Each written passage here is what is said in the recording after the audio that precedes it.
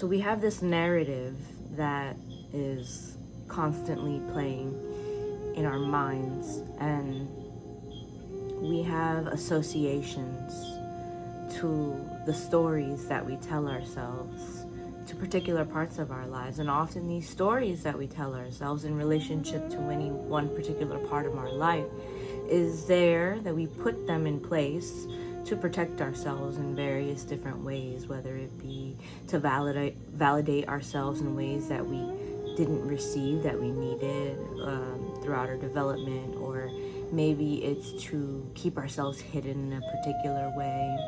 Maybe we fear being seen, or perhaps we fear not being seen, right? There's all kinds of reasons why we continuously tell ourselves certain stories, or we protect ourselves through this mental narrative that we have.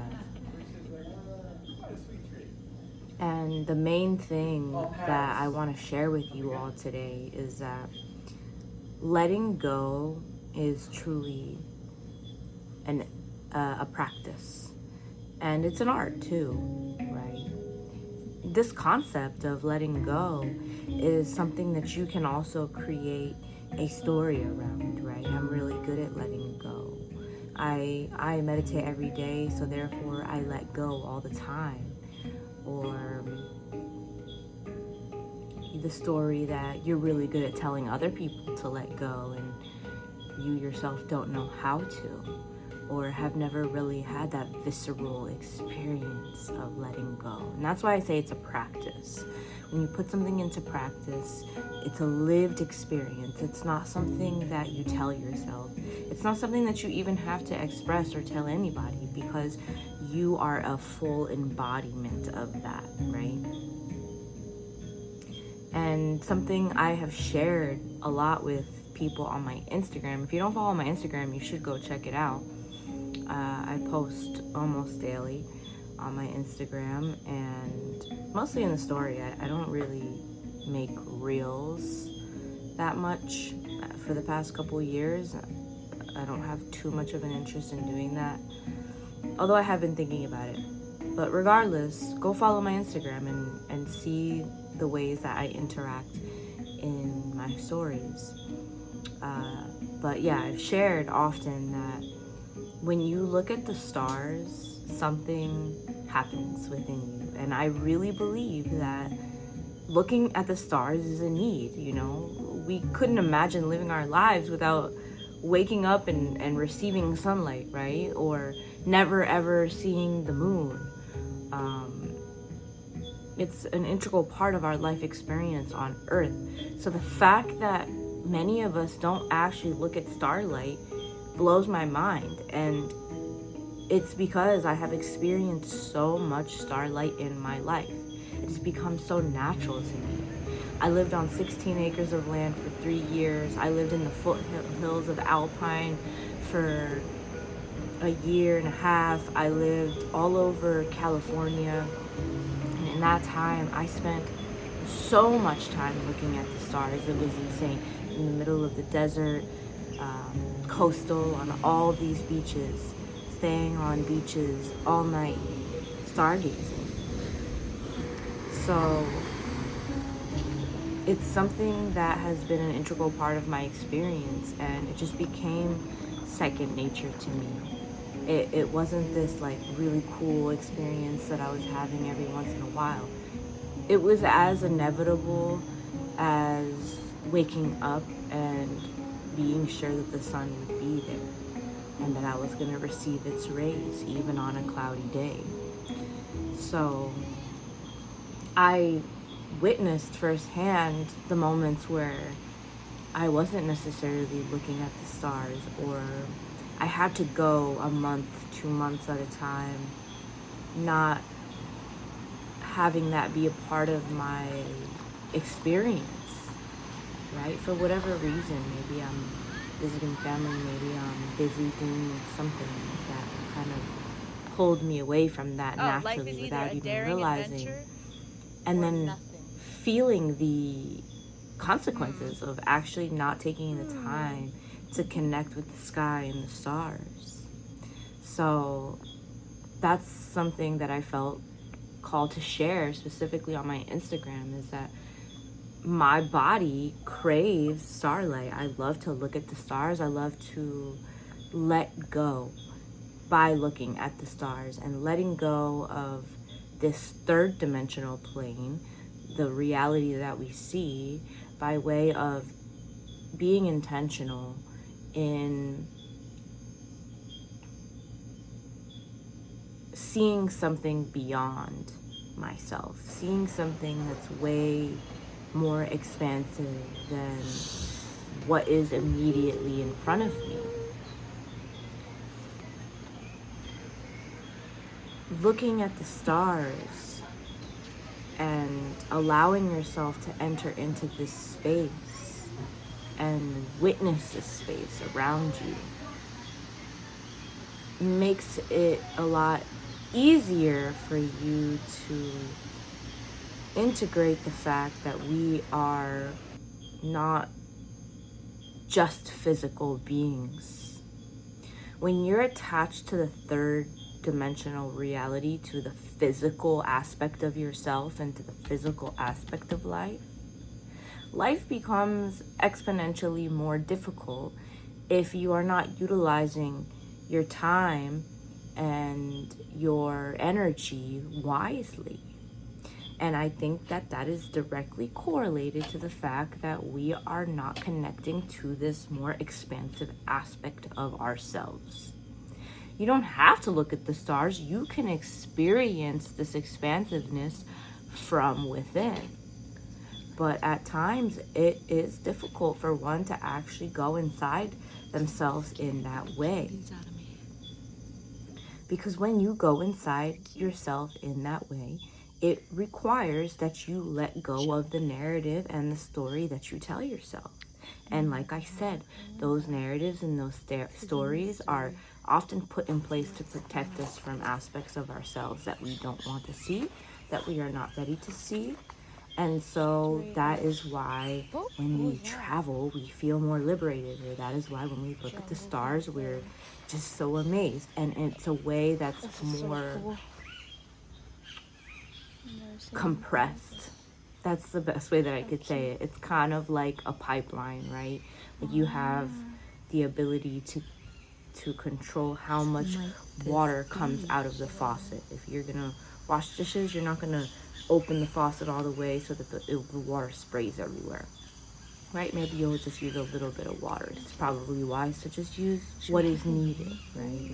I'm in no way saying that you should not practice going within yourself and allowing yourself to experience the expansiveness from within, but you might not know how to do that. And I can assist you in that process if it's something that you've always wanted to do, or something that you feel might benefit you. Why would it benefit you? Because it allows you to give you the thing that you think you're seeking when you're grasping for everything in the physical reality. When you grasp that vice, when you grasp for your phone, when you grasp for all of these external means that you think is going to give you the relaxation that your body, your nervous system is seeking. Usually what you're seeking is to let go more and to experience the more expansive aspect of yourself, the more non-physical part of yourself. But we have been conditioned to be so reliant on the physical aspect, on to make ourselves small. We've truly been conditioned to make ourselves small. So that's why it just seems like we don't know what to do or how to even go within ourselves. And that is something that I have learned how to do, and I've developed that skill over time because I truly desire to liberate myself from the mental prison that I felt I was placed in. I never was so agreeable to everything that everybody was telling me. I always felt a sense of rebellion within myself. I always felt this sense of like, I'm not doing what you're telling me to do just because you're telling me to do it. I refuse to do that. I have a mind of my own, right? I'm not just going to do something because it seems like everybody has agreed collectively like it's the right thing to do. And because I had that heart, that spirit within me, I decided to explore myself from within. And it is just as addictive as all of these debilitating substances that completely corrode the integrity of your cellular biology. But in the best of ways, because you're learning to know yourself. And you don't have to do it in a way that's painful. If you're not ready to take it to that degree, I am suggesting that you can try to take some time to go outside at night. Take a look up. Take a look at the sunset. Look at more sunsets. Look at more starlight. Observe the moonlight. Allow the moonlight to touch your body.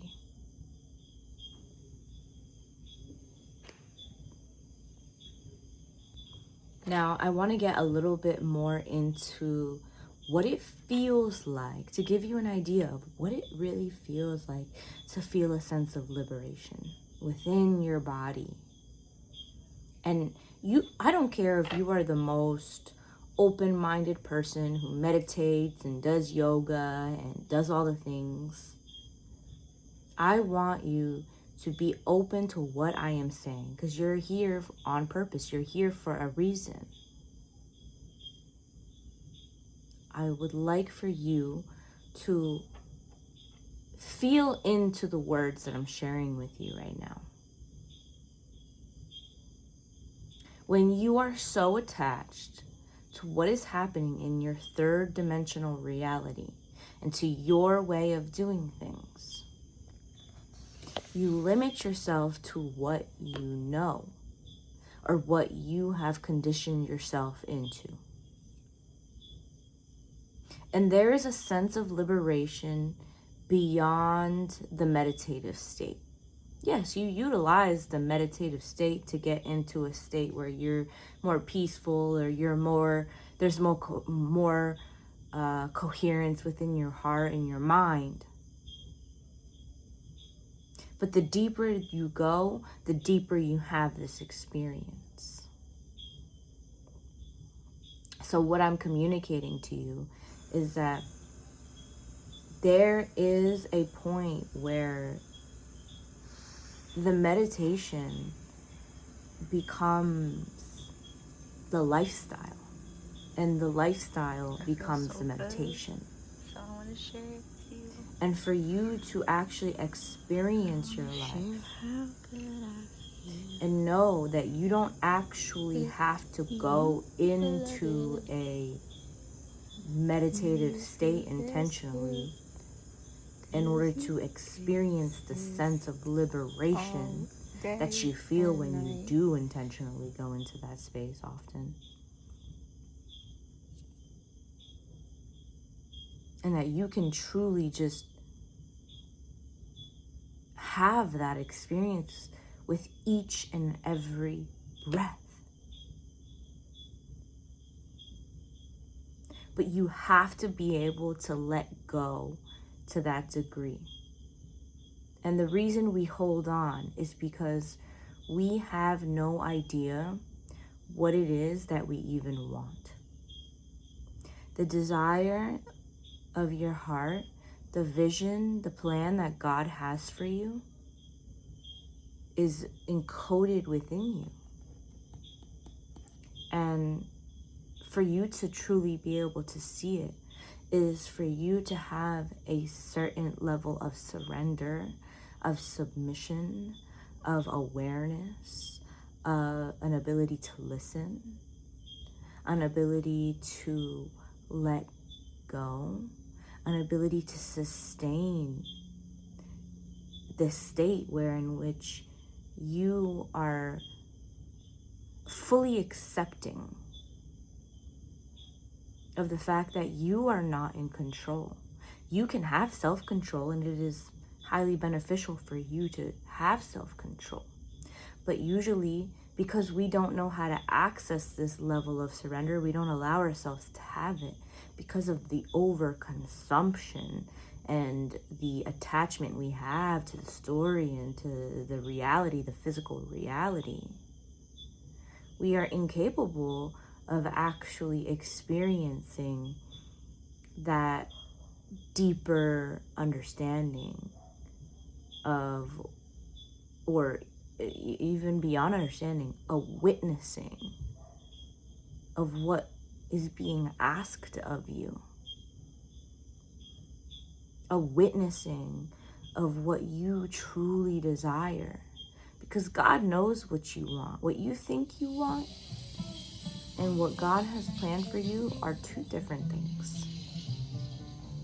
And yes, you can live the meditation. You can be the breathing, living meditation.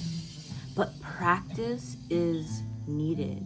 You can't just expect yourself to be the breathing, living meditation and never actually practice it intentionally, with the understanding that you have been conditioned to constantly grasp for things.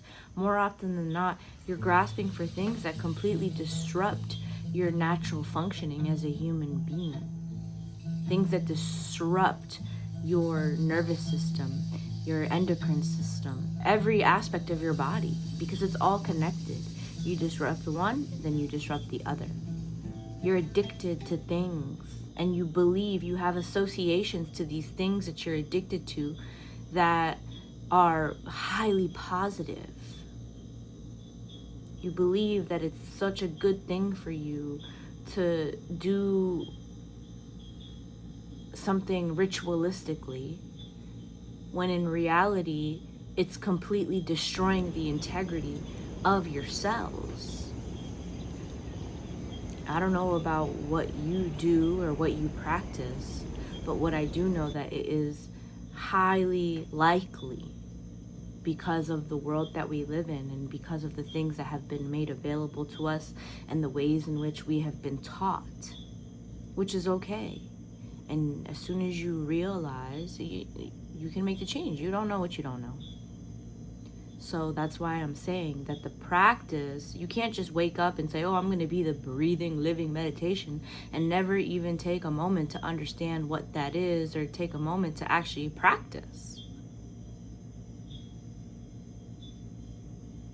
So I would highly recommend utilizing the first moments in your days to practice allowing yourself to let go of the narratives that not only are you not writing them for yourself, you're training yourself to allow other people to write those narratives for you and then genuinely believe that they come from you when they don't. It's mind control. Your mind is being controlled when you allow for that. So before we could even get over the bridge of questioning what we want for ourselves, we need to acknowledge that and we need to get over it, right? Everybody is in a different place, but I am particularly interested in reaching those who understand and who want to experience a deeper aspect of themselves and to access their own body's intelligence. Because you are highly intelligent. You are capable of everything that you wish for yourself. But you're not going to be able to execute on something that you have absolutely no clarity about. So I can help by providing you with clarity. The current state of being that you're in is so limited compared to the aspect of yourself that is truly liberated, that is truly embodied, that is truly experienced and has been able to sustain the peace, sustain the self-acceptance, sustain the self-love over time. And there's always new heights to be reached.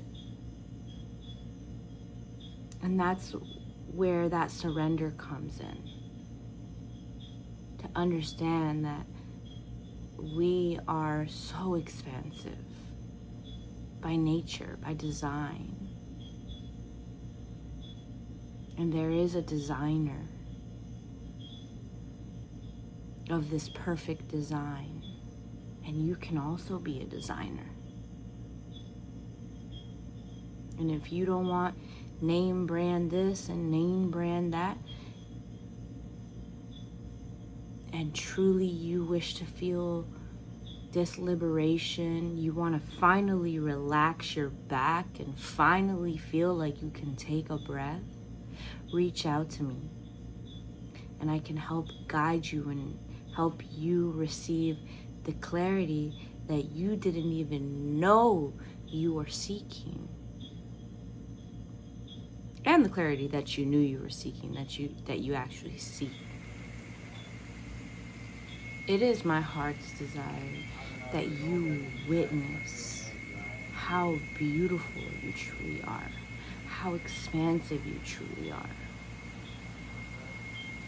and how small your problems truly are when you allow them to diminish, when you do not allow them to take all of your energy from you. You are the one who is empowering your issues in your life. And when you look away from your issues, which we have been conditioned to do that, when you avoid the issues, when you pretend like they're not there and you perform to the world so that you appear a certain way, and that performance is for you, it's not for anybody else. It's to maintain your story. It's the maintenance of the story you create for yourself to protect yourself from what you fear and from your attachments. That if you on some level, on some subconscious level, you feel like if you let that attachment go, that it will be so painful. And it might be. But it's way more painful to hold on to it. So I trust that was helpful, and I trust that you could feel into what I'm sharing with you.